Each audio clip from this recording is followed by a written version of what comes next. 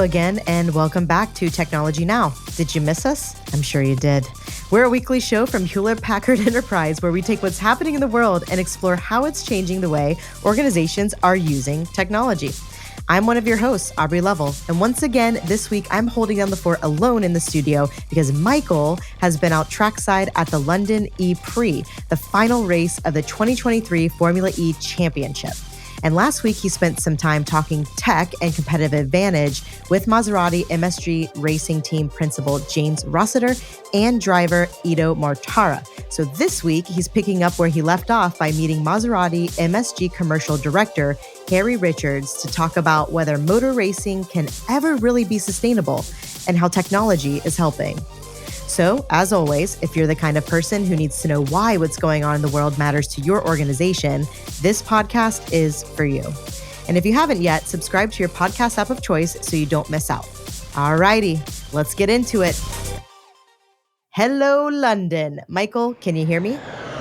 Hello again from the Excel Conference Centre here in London, where the whole arena has been transformed into an indoor-outdoor race circuit for Formula E, the world's first fully electric racing series. This weekend is the London E-Prix, rounds 15 and 16 of Formula E's 9th season. This year has had 16 races in 11 cities, and by the time you listen to this, the season would have concluded here in London. The tracks are all in city centres for a couple of reasons. Firstly, so that spectators don't have to travel by car and they can maybe use public transport. And secondly, because the whole point of the series is to show that electric cars are cool, which, they arguably weren't back in 2014, and to showcase their capabilities in modern urban environments. As a result of this campaign to showcase all things electric, the series has been carbon neutral since its inception. They take sustainability pretty seriously around here. Now, Formula E is what's called a spec series, which means all 11 teams and 22 drivers use essentially the same cars. Now in their third generation and featuring 350 kilowatt powertrains and 200 mile per hour top speeds.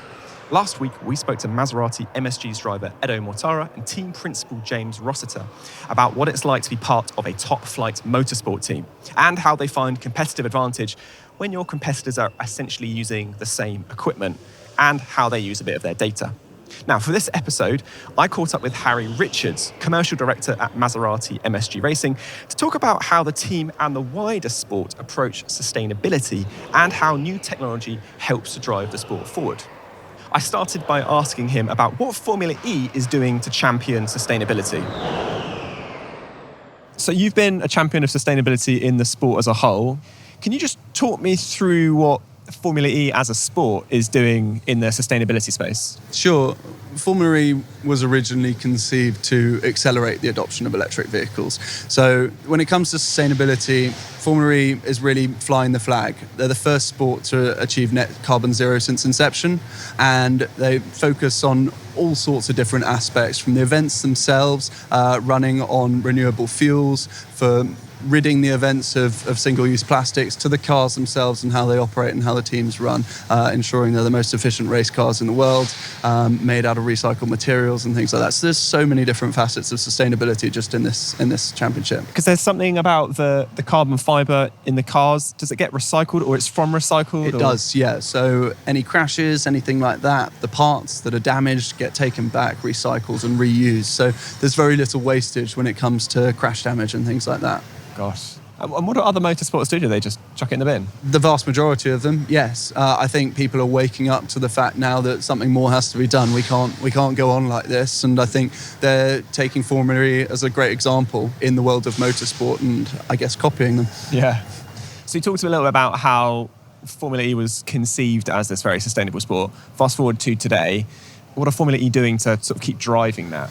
Yeah, it's a good question. And I think at the very beginning, it was a very general ethos of sustainability as a whole. But now I think they're really focused on those really sort of intrinsic details of the events themselves. Like we mentioned, the cars being made out of recycled materials, the events themselves and how we power them. It's the real details. Another interesting aspect is how it's affecting us as a team. We're under strict sort of controls from the number of people that we're allowed to travel to races. So we're trying to minimize that. So obviously obviously, to reduce our carbon footprint from travel around the world. Obviously, we have this extensive calendar in different locations all over the globe. So they want to minimize that. So we've got to come up with different solutions and how we use technology in this space to allow us to operate remotely.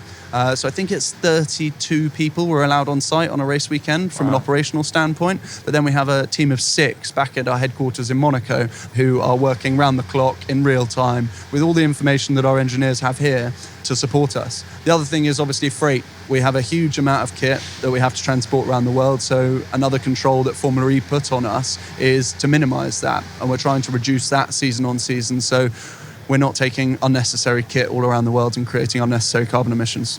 So what are the flagship ESG policies you'd love to see coming along for the sport and the team within the next, say, like 5 to 10 years? Sure. I think what's interesting about our team, probably different to most other teams here, is how we've taken a more holistic view of sustainability, and we've really focused on empowerment, diversity, finding performance in the differences and championing underrepresented individuals and communities through the power of this platform that we have. You'll notice we race with the pride flag on the side of the car, which I think is an incredibly powerful tool as well to shine a light on underrepresented communities in motorsport in particular.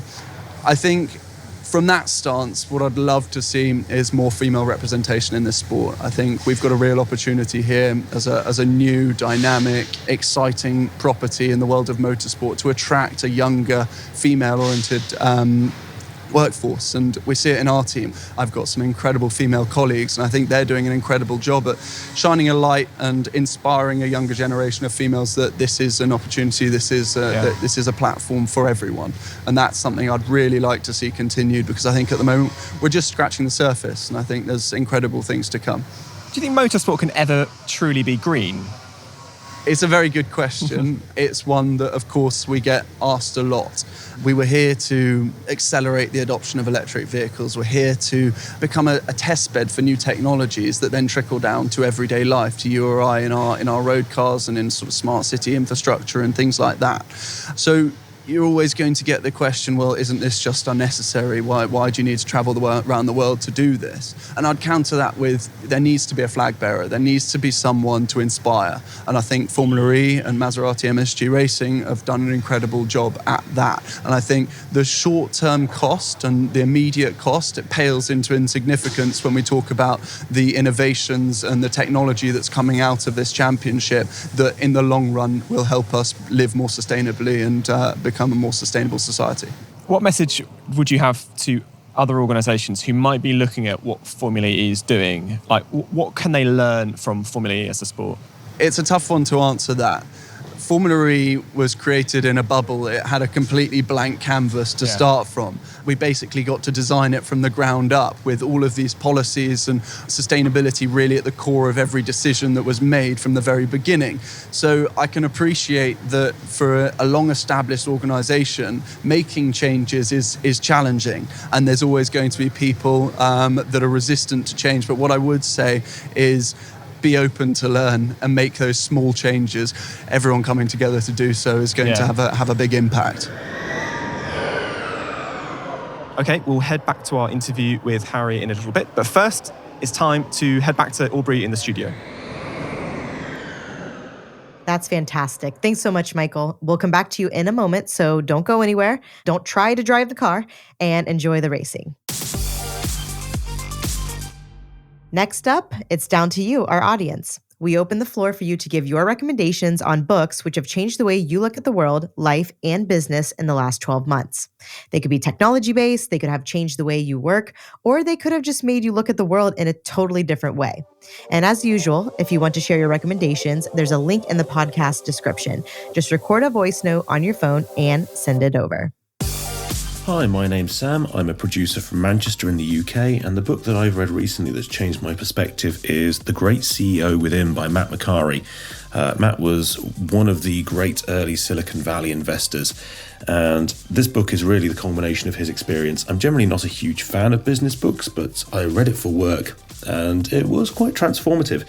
It's really about not only growing your business and knowing when to grow and knowing how to grow, how to achieve product market fit, how to hire the right people, when to hire the right people, But it's also about making sure that you stay grounded and keep your friends and family on board for what is inevitably a tumultuous journey, and ensuring that essentially you stay sane through the stresses and strains of running a business or facing any great project challenge in life. It's actually genuinely helped me in my work, and I'd thoroughly recommend it to anyone who is not only interested in business, but interested in the way we as humans function under stress, and some very good tips for dealing with that.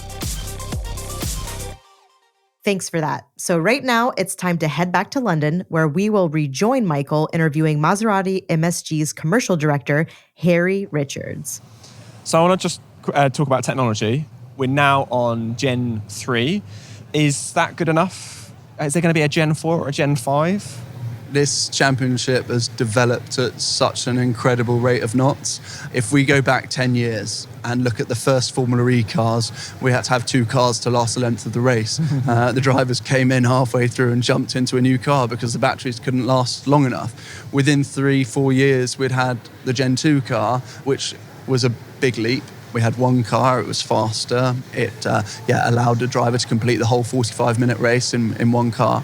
And then fast forward 4 more years and we've got this Gen 3 car, which is the most incredible electric vehicle I've ever come across. The most powerful electric race car, it's the most efficient and it's the most sustainable, like we touched on the materials that are used. There's definitely a Gen 4, there may even be a Gen 3 Evo, which is just an evolution of this, making small changes. But I think there's some really exciting advances that are coming. We haven't even scratched the surface of battery chemistry. We haven't scratched the surface of automation. There's so many areas to be explored so far, and I think what's really exciting about this space is it's moving so quickly. What's key is that we remain ahead of the curve, and that we're the driving force in the automotive industry, and that we're extracting learnings from this to go into road cars. For some listeners, they will have come from Formula Ones or other motorsports where the races are longer. There used to be things like refueling. Is that sort of the stuff that's maybe down the line for Formula E? We won't be refueling, but we may be recharging. Well, yeah. No, so this is definitely something that's being looked at. They've experimented with various fast charging technology. One of the partners of the championship is ABB, and they're right at the forefront of EV chargers. So we are hoping that next season there'll be a fast charging pit stop introduced, which will add some drama, it'll add some excitement. I think it will form the basis of team strategy in the same way we see now with attack mode. That forms most of the basis for teams and their strategic decisions. I think pit stops are going to be that in the future with fast charging technology. And is the aim for that to lead to longer races? I think what's interesting about Formula E in these 45-minute races that we have allowed us to attract this very different audience, an audience that are used to consuming short-form content.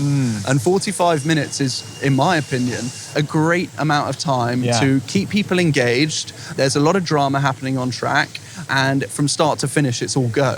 So whilst I'm sure they will experiment with different length races, I think 45 minutes is actually the perfect length of time for a race. I really enjoyed speaking to both Harry and also Edo and James from last week's episode. As before, I just wanted to say a huge thanks to the team for helping us put this episode together.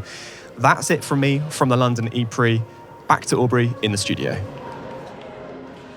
All right, we're getting towards the end of the show, which means it's time for, and I don't have my singing partner, This Week in History, a look at monumental events in the world of business and technology which has changed our lives. And the clue last week was happy birthday to us. Yes, it's the formal incorporation of Hewlett Packard this week in 1947. William Hewlett and Dave Packard had started their company 9 years earlier out of a shed with $500 to their name and initially produced low-frequency oscillators such as the HP 200A, which were devices used to test sound equipment. Their first big customer? It was Disney, which used them in the movie Fantasia and catapulted the shed-based outfit into one of the world's largest electronic companies, with Hewlett Packard Enterprise being spun out in 2015. And next week, the clue is it's 1987, and this legend is about to spawn a new gaming era. Know what it is? I kind of think I do, but I'm not going to tell. All right, everyone, that brings us to the end of Technology Now for this week. Keep those suggestions for life-changing books coming using the link in the podcast description. And in the meantime, thank you to our guest, Harry Richards, and to our listeners, thank you all so much for joining us. We really do appreciate you listening to us every week and following us on our journey. Technology Now is hosted by Michael Bird and myself, Aubrey Lovell. This episode was produced by Sam Data-Paulin and Zoe Anderson, with production support from Harry Morton, Alicia Kempson, Allison Paisley, Camilla Patel, Alyssa Mitri, and Alex Podmore. Technology Now is a Lower Street production for Hewlett Packard Enterprise. We'll see you next week. Make it a great day.